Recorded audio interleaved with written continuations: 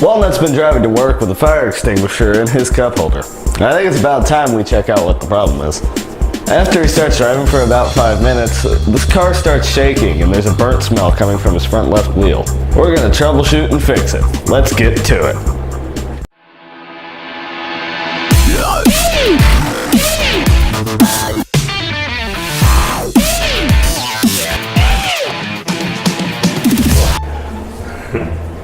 Okay, so this is what we have. I've already laid out some tools of all kinds. Ratcheting wrenches, some sockets here and there, torque wrench, breaker bar, got a little mallet to help get things started that may be troublesome, and as we put it back together, here's some thread lubricant so we can get it apart again in about 7 years.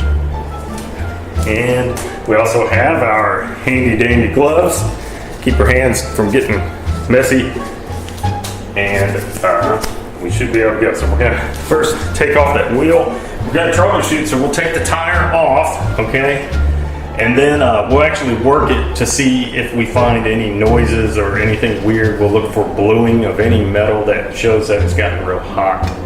And if we don't think anything's wrong here, then we'll move to another wheel and we'll go all the way around until we find it. So first we gotta pump that jack up. Alright, it's getting close, so what we'll do, I'll lay down here, line it up in a good spot. Okay, wait a second. I like it right about here, under that little triangle mark. Okay, give it a whirl. Or as they say in Australia, give it a burl. We want to leave the tire on the ground so we can break these lugs first, and then we'll take them completely off once the tire's in the air, okay? So let's leave it with a little bit of tension. Go ahead and break those lugs, and then we'll put a jack stand under there and play around with the wheel. Go ahead and take the bar, put it at like a 9 o'clock position, or 10 o'clock. Yeah, there you go. Now stand up and use your weight to push it down. There you go, that one broke. Now do the one opposite of it. There you go. There you go. And the bottom one there takes a key. A little trick, that key will fall into the socket. Get that socket up here. You see the key goes into this part, like that. I'm gonna drop a small one in there. That will keep that key from falling all the way back in there and annoying you. Sometimes, you gotta hold your hand like that while you push down. There you go. Very good. Throw these wheel chocks under that wheel over there.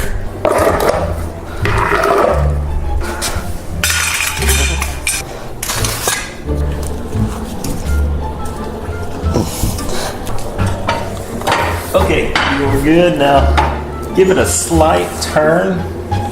This right here, give it a slight turn and it'll bleed down a little bit of hydraulics and seat it on that jack stand. Wait. Give it a turn the other way there. It's very slight. There you go. Now tighten it up. So now we got the jack stand taking the load with this as a backup securely under the frame. Wheel is in the air. Okay, get those lugs off. The friction I'm feeling now is probably related to brake, but it is very stiff. Now man up, stand up a little. There you go. There you go. And then you roll it out of the way. Okay, so this feels locked, and I'm wondering if there's something going on that's not allowing brakes to do their to release the pressure on. Yeah. So it'd be like driving continuously with The brakes on. With the brakes on, yeah. So let's see if we can get the pistons to free up, and the way we do that is you just open up this little bleeder, and that will open up the brake fluid system, which goes back through here, back all the way up under the trunk. It'll let that come out. Now it's gonna make a mess, it's gonna dribble down, so I'm gonna put some cardboard under there. Oh, is that tightening it? Nope, you're coming the right way. There you go. So it's not, let's see, there it goes. So it's dribbling. So at this point, pressure should be off the brakes. Now, so what I'm going to do is put a lever on this, stick a pry bar. Oh yeah. Definitely Definitely squeezing up against. That seems way too stiff. I'm gonna go ahead, we'll go ahead here and take this caliper off. We do that by taking that bolt and that bolt, and then the assembly will come apart. We'll see how well it spins when the brake pads are completely off this rotor. 17 does it. Now it's very hard to get. I don't like to beat on ratchet ends like that. Yeah. You can get this thing broke loose by, you want to hit it down this way, hold it good there like you are, and there's a good whack, kind of a flick of a wrist like you would have. Not up there, but this way. Just you're trying to get an angle that I hope it breaks. I think it's going now. There you go. Perfect. You see how that flick of the wrist adds a lot of energy in there. There you go. And this has threads on the tip and then on the back. The threads are actually somewhere around in here. So real quickly you can come out of it. Yeah, you're fine now. You've actually got it all the way out and this would work back. See, it would pull out already. So it's loose. Go ahead. There's one on the bottom that you need to do the same thing for. It's right there. Yep. You got to hit it at an angle that's kind of at what they call a tangent or a right angle. Yeah, there you go. Get the good flick. There you go. That one definitely didn't have anything catching it. But this one hasn't moved an inch.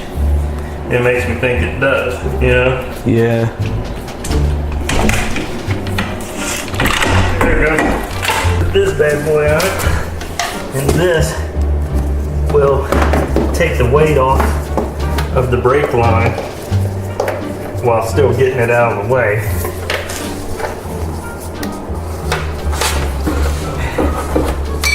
And so we can inspect this and you see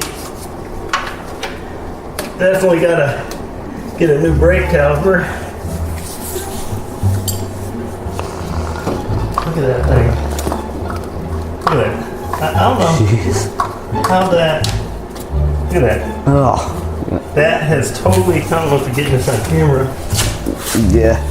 But this has totally, the piston has totally broken, catastrophically cracked apart.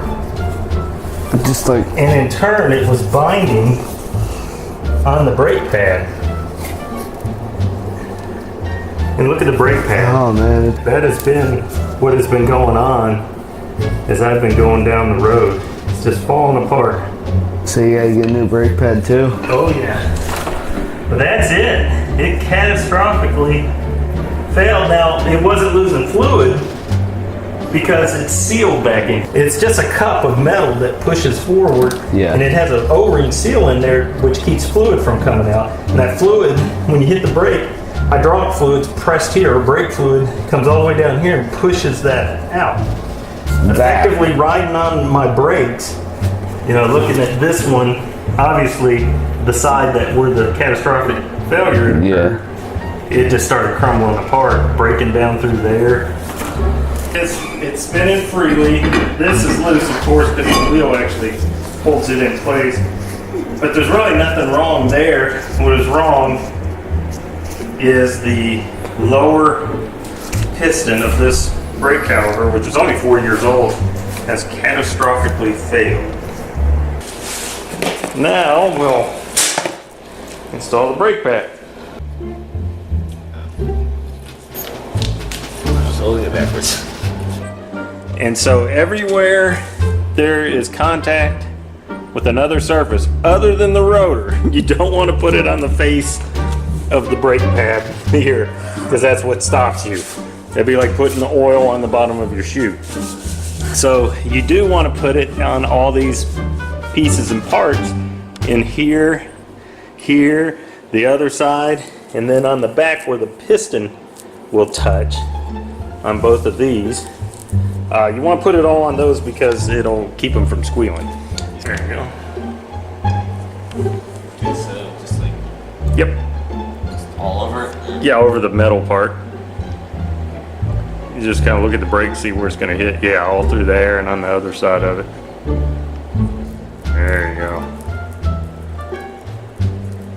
You can even grease the end of the thing. Yeah, through there. Doesn't hurt to have too much, really. Well, I guess it does if it's splattered everywhere, but there you go. Stick it on in there.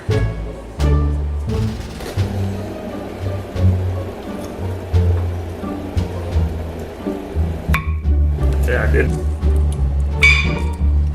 Nice. Set it up there in place. Oh, steady.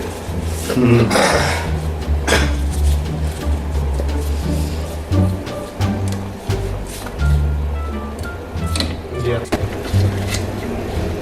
You see how loose it is? That's how it should have been when we worked it off of there, but that piston was just jammed. There you go, get it up just right. Because you're engaging into here somehow. Yeah, I feel it. Go up there. Grinding. Yeah. But we need to snap off. There's a dust cover back here.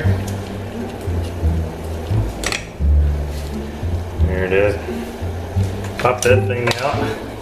And then this bad boy, that's that other brass looking, that one. Oh yeah. And It's the slight color difference. normally things are soft, but this is such high pressure they use a metal to metal seal.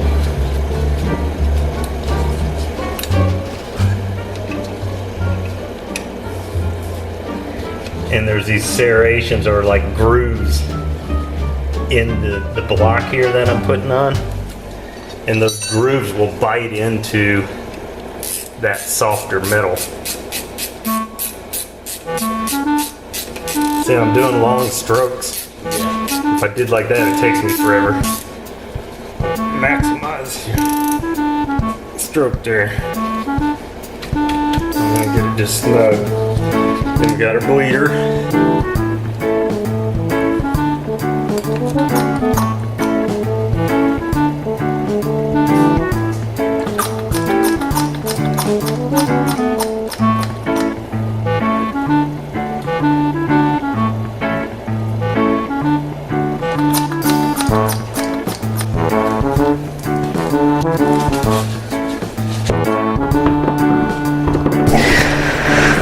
Hopefully we won't need that. Oh, brake fluid just went into my glove.